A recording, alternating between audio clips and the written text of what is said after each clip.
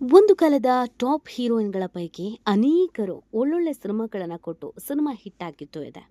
ಆದರೆ ಕೆಲವು ವರ್ಷಗಳ ಹಿಂದೆ ಒಂದಷ್ಟು ಸಾಲಿಡ್ ಆದಂಥ ಸಿನಿಮಾಗಳು ಬಂತು ವಿಜಯ್ ರಾಘವೇಂದ್ರ ಅವರ ಜೊತೆಗೆ.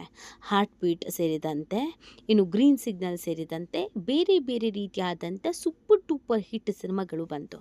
ಅದರಲ್ಲಿ ನಾಯಕಿಯಾಗಿ ಮಿಂಚಿದ್ದವರು ಆಶಿತಾ.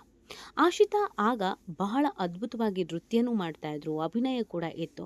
ಆ ಕಾರಣಕ್ಕಾಗಿ ಒಬ್ಬ ಒಳ್ಳೆ ನಟಿ ಅಂತ ಕೂಡ ಕರೆಸ್ಕೊಂಡಿದ್ರು. ಅವರಿಗೆ ಸಿನಿಮಾ ಅವಕಾಶಗಳು ಕೂಡ ಕೈಗೂಡಿ ಬಂದಿತ್ತು. ಯಾವುದೇ ಪಾತ್ರ ಆಗಿರಲಿ ಅದನ್ನು ತುಂಬ ಚಂದ ಮಾಡ್ತಾ ಇದ್ರು. ನೋಡೋದಕ್ಕೂ ಕೂಡ ಚೆನ್ನಾಗಿದ್ರು, ನೃತ್ಯ ಕೂಡ ಅದ್ಭುತವಾಗಿ ಮಾಡ್ತಾ ಇದ್ರು. ಬಂದಂಥ ಪಾತ್ರಗಳಿಗೆ ಯಾವ ಥರ ಜೀವ ತುಂಬಬೇಕು ಅನ್ನೋದು ಆಶಿತಾ ಅವರಿಗೆ ಗೊತ್ತಿತ್ತು. ಮಾಡ್ರನ್ ಆದರೂ ಓಕೆ, ಟ್ರೆಡಿಷನಲ್ ಆದರೂ ಓಕೆ, ಎಲ್ಲ ಪಾತ್ರಗಳಲ್ಲಿ ಕೂಡ ತುಂಬಾ ಮಿಂಚ್ತಾ ಇದ್ದ ಮತ್ತು ಈ ಪಾತ್ರಕ್ಕೆ ಈಕೆ ಸೂಟ್ ಆಗ್ತಾರೆ ಅಂತ ಅನಿಸುವಂತಹ ಕ್ಯಾರೆಕ್ಟರ್ ಆಶಿತಾ ಅವ್ರದ್ದು.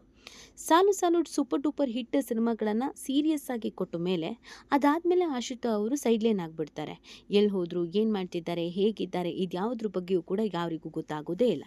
ಆದರೆ ಇದೀಗ ಆಶಿತಾ ಅವರು ಕಣ್ಣೀರು ಹಾಕಿದ್ದಾರೆ. ಇವತ್ತಿನ ಅವರ ಪರಿಸ್ಥಿತಿಯನ್ನು ನೆನೆದು ಬಿಕ್ಕಿ ಬಿಕ್ಕಿ ಹತ್ತಿದ್ದಾರೆ.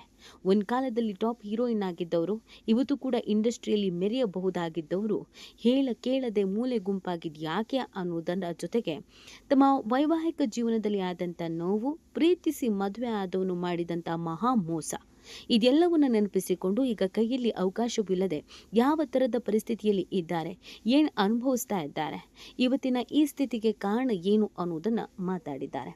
ಅದೆಲ್ಲವನ್ನ ಈ ವಿಡಿಯೋದಲ್ಲಿ ಹೇಳ್ತಾ ಹೋಗ್ತೀವಿ. ಆದರೆ ಇಲ್ಲಿವರೆಗೂ ನಿಮ್ಮ ಮೆಗಾ ಸುದ್ದಿಯನ್ನು ಸಬ್ಸ್ಕ್ರೈಬ್ ಮಾಡಿಲ್ಲ ಅಂದರೆ ಈಗಲೇ ಸಬ್ಸ್ಕ್ರೈಬ್ ಮಾಡಿ. ಹೆಚ್ಚಿನ ಮಾಹಿತಿಗಾಗಿ ಬೆಲ್ ಐಕಾನ್ ಪ್ರೆಸ್ ಮಾಡೋದನ್ನು ಮರಿಬೇಡಿ. ಎಸ್, ನಟಿ ಆಶಿತಾ ಅವರು ಕೆಲವು ವರ್ಷಗಳ ಹಿಂದೆ ಹಿಟ್ ಸಿನಿಮಾಗಳನ್ನು ಕೊಡ್ತಾರೆ. ಅದಾದಮೇಲೆ ಅವರಿಗೆ ಸಿನಿಮಾಗಳಲ್ಲಿ ಅವಕಾಶ ಸಿಗೋದಿಲ್ಲ. ಅದಕ್ಕೆ ಅವರು ಕಿರುತೆರೆಗೂ ಕೂಡ ಜಂಪ್ ಆಗ್ತಾರೆ.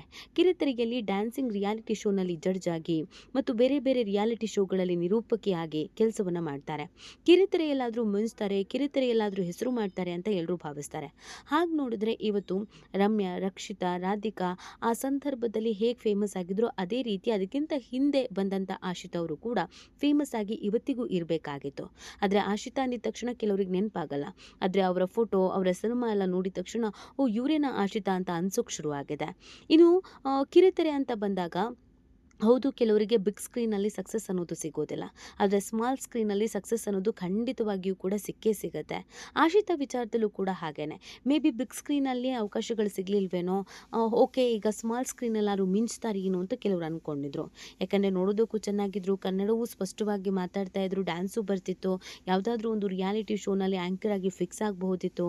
ಅನುಶ್ರೀ, ಅಪರ್ಣ, ಅನುಪಮ ಈ ರೀತಿಯಾಗಿ ಇವರೂ ಕೂಡ ಮೆರಿಬಹುದಿತ್ತು. ಆದರೆ ಅದು ಯಾಕೋ ಗೊತ್ತಿಲ್ಲ, ಕೆಲವು ವರ್ಷಗಳ ಕಾಲ ಲಾಂಗ್ ಬ್ರೇಕ್ ತೆಗೆದುಕೊಂಡ್ಮೇಲೆ ಇತ್ತೀಚೆಗೆ ಅಲ್ಲೊಂದು ಇಲ್ಲೊಂದು ಫೋಟೋಸನ್ನು ಹಾಕೋಕೆ ಶುರು ಮಾಡಿದರು.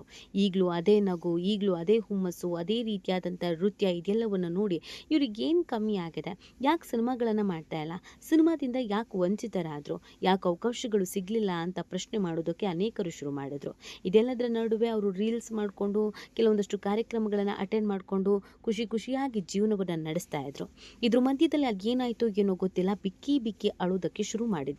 ಹೌದು, ನಾನು ತೀರಾ ಕಷ್ಟದ ಪರಿಸ್ಥಿತಿಯನ್ನು ಎದುರಿಸ್ತಾ ಇದ್ದೀನಿ. ನನ್ನ ಇವತ್ತಿನ ಈ ಕಷ್ಟಕ್ಕೆ ಎಲ್ಲವೂ ಕಾರಣ ಆಯಿತು. ನನಗೆ ಅವಾಗ ಅವಕಾಶಗಳು ಸಿಕ್ಕಿದ್ವು, ಕೆಲವರು ಡೈರೆಕ್ಟರ್ಗಳು ಮತ್ತು ನಿರ್ಮಾಪಕರು ನನ್ನನ್ನು ಮಿಸ್ಯೂಸ್ ಮಾಡ್ಕೊಳ್ಳೋದಕ್ಕೆ ನೋಡಿದ್ರು. ನನಗೆ ಅಲ್ಲಿಗೆ ಬಾ ಇಲ್ಲಿಗೆ ಬಾ ಅಂತ ಬೆಡ್ರೂಮಿಗೆ ಕರೆಯೋದಕ್ಕೆ ಶುರು ಮಾಡಿದ್ರು. ಇದೆಲ್ಲದರಿಂದ ಮನನೊಂದು ನಾನು ಕಮಿಟ್ ಆಗೋಕ್ಕೆ ಇಷ್ಟಪಡಲಿಲ್ಲ. ಕೆಲವರಂತೂ ನನ್ನನ್ನು ಹೇಗೇಗೋ ಬಳಸ್ಕೊಳ್ಳೋಕೆ ನೋಡಿದ್ರು. ನನಗಿದಿಷ್ಟ ಇಲ್ಲದ ಕಾರಣವಾಗಿ ಸಿನಿಮಾ ಇಂಡಸ್ಟ್ರಿಯನ್ನು ಬಿಡಬೇಕಾದ ಪರಿಸ್ಥಿತಿ ಬಂತು. ಇಲ್ಲಿ ಅವಕಾಶ ಬೇಕು ಅಂತಂದರೆ ಯಾರಾದ್ರ ಜೊತೆಗೆ ನಾವು ಕಾಂಪ್ರಮೈಸ್ ಆಗಬೇಕು. ಆ ಮನಸ್ಥಿತಿಯಲ್ಲಿ, ಆ ಪರಿಸ್ಥಿತಿಯಲ್ಲಿ ನಾನು ಇರಲಿಲ್ಲ ಅನ್ನೋದನ್ನು ಹೇಳಿ ಸಿನಿಮಾ ಇಂಡಸ್ಟ್ರಿಯಿಂದ ಅಂತರ ಕಾಯ್ದುಕೊಳ್ಳೋದಕ್ಕೆ ಅಥವಾ ಅವಕಾಶಗಳು ಕಮ್ಮಿ ಆಗೋದಕ್ಕೆ ಕಾರಣ ಏನು ಅನ್ನೋದನ್ನು ಆಶಿತಾ ಅವರು ಹೇಳಿದರು. ಇದು ನಿಜವಾಗ್ಲೂ ಕೂಡ ಎಲ್ರಿಗೂ ಶಾಕ್ ಆಗಿತ್ತು.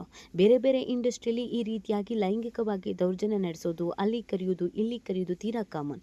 ಆದರೆ ನಮ್ಮದೇ ಇಂಡಸ್ಟ್ರಿಯಲ್ಲೂ ಈ ಥರದೊಂದು ಪರಿಸ್ಥಿತಿ ಇದೆಯಾ ಅಂತ ಅಂದ್ಕೊಂಡಾಗ ನಮ್ಮೆಲ್ರಿಗೂ ಕೂಡ ಶಾಕ್ ಆಗಿತ್ತು. ಇದೆಲ್ಲ ಒಂದು ಕಡೆ ಆದರೆ ಫೈನಲಿ ವೃತ್ತಿ ಜೀವನ ಅಂತೂ ಹಾಳಾಗೋಯ್ತು, ಹದಗೆಟ್ಟು ಹೋಯಿತು, ಅವಕಾಶಗಳು ಸಿಗ್ತಾ ಇಲ್ಲ, ಇಲ್ಲಿ ನನಗೆ ಬದುಕೋಕ್ಕಾಗಲ್ಲ ಅಂತ ಅಂದ್ಕೊಂಡು ಮದುವೆ ಆಗಬೇಕು ಅನ್ನುವಂಥ ಯೋಚನೆಗೆ ಬೀಳ್ತಾರೆ. ಬಹು ವರ್ಷಗಳಿಂದ ಪ್ರೀತಿಸಿ ಓರ್ವನನ್ನು ಮದುವೆ ಕೂಡ ಆಗ್ತಾರೆ. ಆಶಿತಾ ಅವರು ಕ್ರಿಶ್ಚಿಯನ್ ಕಮ್ಯುನಿಟಿಗೆ ಸೇರಿದವರು. ಅದೇ ಸಮುದಾಯದವರನ್ನೇ ಮದುವೆ ಆಗ್ತಾರೆ. ತುಂಬ ವರ್ಷಗಳ ಕಾಲ ಪ್ರೀತಿಸಿದ್ರಿಂದ ಒಬ್ಬರನ್ನೊಬ್ಬರು ಅರ್ಥ ಮಾಡ್ಕೊಂಡಿದ್ರು. ಜೀವನ ತುಂಬ ಚೆನ್ನಾಗಿರುತ್ತೆ ಅಂತ ಭಾವಿಸಿದ್ರು. ಅದ್ಯಾಕೋ ಗೊತ್ತಿಲ್ಲ, ಆ ರಿಲೇಶನ್‌ಶಿಪ್ ಲವ್ ಮಾಡ್ತಿದ್ದಾಗ ಇದ್ದಂಥ ಪ್ರೀತಿ, ವಾತ್ಸಲ್ಯ, ಕೇರ್ ಇದ್ಯಾವುದೂ ಇಲ್ದಿದ್ದಂಗಾಯ್ತು. ಅದಾದ್ಮೇಲೆ 1 ವರ್ಷಗಳ ಕಾಲ ಸಂಸಾರವನ್ನು ನಡೆಸಿ ಒಂದೇ 1 ವರ್ಷಕ್ಕೆ ಆಶಿತ್ ಅವರು ಡಿವೋರ್ಸನ್ನು ಪಡ್ಕೊಳ್ತಾರೆ. ಇನ್ನಿಲ್ಲದಂಥ ಹಿಂಸೆಯನ್ನು ಕೊಡೋಕೆ ಪ್ರಾರಂಭ ಮಾಡ್ತಾನೆ. ಒಂದು ಸ್ವಲ್ಪನೂ ವೈವಾಹಿಕ ಜೀವನದಲ್ಲಿ ನೆಮ್ಮದಿ, ಸುಖ, ಶಾಂತಿ ಅನ್ನೋದು ಇಲ್ಲದೆ ಹೋಗುತ್ತೆ. ಆ ಕಾರಣಕ್ಕಾಗಿ ಆಶಿತಾ ಅವರು ಈ ಎಲ್ಲದಕ್ಕೂ ಕೂಡ ಗುಡ್ ಬೈ ಹೇಳಿ ಡಿವೋರ್ಸನ್ನು ಪಡ್ಕೊಳ್ತಾರೆ. ಅದಾದಮೇಲೆ ಆಶಿತಾ ಅವರು ಮಾನಸಿಕವಾಗಿ ತಮ್ಮ ಧೈರ್ಯವನ್ನು ಕಳ್ಕೊಳ್ತಾರೆ. ಡಿಪ್ರೆಷನಿಗೆ ಹೋಗಿದ್ದೆ ಅನ್ನೋದನ್ನು ಅವರೇ ಹೇಳ್ತಾರೆ. ನಂಗೆ ಅದರಿಂದ ಓವರ್ಕಮ್ ಮಾಡೋದಕ್ಕೆ ತೀರಾ ಕಷ್ಟ ಆಯಿತು. ನಾನು ಡಿಪ್ರೆಷನಿಗೆ ಹೋಗ್ಬಿಟ್ಟೆ, ಸಮಸ್ಯೆನ ಎದುರಿಸಬೇಕಾಯಿತು, ತೀರಾ ರೀತಿಯಾದಂಥ ಸಮಸ್ಯೆ ಆಯಿತು. ಅದರಿಂದ ಆಚೆ ಬರೋಕ್ಕೆ ನನಗಾಗಲಿಲ್ಲ, ನಾನು ಮೂಲೆ ಗುಂಪಾದೆ ಅಂತ ಹೇಳ್ತಾರೆ. ಅದೆಲ್ಲ ಆದಮೇಲೆ ಟ್ರೀಟ್ಮೆಂಟನ್ನು ಪಡ್ಕೊಳ್ತಾರೆ. ಮಾನಸಿಕವಾಗಿ ಡಿಸ್ಟರ್ಬ್ ಆಗಿದ್ದಂಥ ಆಶಿತಾ ಅವರು ಹೇಗಾದರೂ ಮಾಡಿ ಇದರಿಂದ ಹೊರಗೆ ಬರಬೇಕು ಅಂತ ಪ್ರಯತ್ನ ಪಟ್ಟು ಟ್ರೀಟ್ಮೆಂಟನ್ನು ತೆಗೆದುಕೊಂಡು ಈಗ ಸ್ವಲ್ಪ ಮಟ್ಟಿಗೆ ಪರವಾಗಿಲ್ಲ. ಆದರೆ ಅವರಿಗೆ ಅವಕಾಶಗಳು ಇಲ್ಲ, ದುಡಿದು ತಿನ್ನೋದಕ್ಕೆ ಕೆಲಸ ಇಲ್ಲ. ಹಾಗಾಗಿ ಆಶಿತಾ ಅವರು ತನ್ನ ಇಂದಿನ ಈ ಪರಿಸ್ಥಿತಿಯನ್ನು ನೆನೆದು ಕಣ್ಣೀರು ಹಾಕಿದ್ದಾರೆ. ನಾರ್ಮಲ್ ಆಗಿ ಕೆಲಸ ಮಾಡೋದಕ್ಕೂ ಆಗಲ್ಲ, ಸಿನಿಮಾ ಅವಕಾಶಗಳು ಸಿಗ್ತಾ ಇಲ್ಲ, ಏನು ಮಾಡಬೇಕು, ಎಲ್ಲಿಗೆ ಹೋಗಬೇಕು ಅನ್ನೋದರ ಅರಿವೂ ಇಲ್ಲ ಅಂತ ಬಿಕ್ಕಿ ಬಿಕ್ಕಿ ಹತ್ತಿದ್ದಾರೆ. ಈ ಬಗ್ಗೆ ನಿಮ್ಗೇನು ಅನಿಸುತ್ತೆ ಅನ್ನೋದನ್ನು ನೀವು ಕೂಡ ಕಮೆಂಟ್ ಮಾಡಬಹುದು.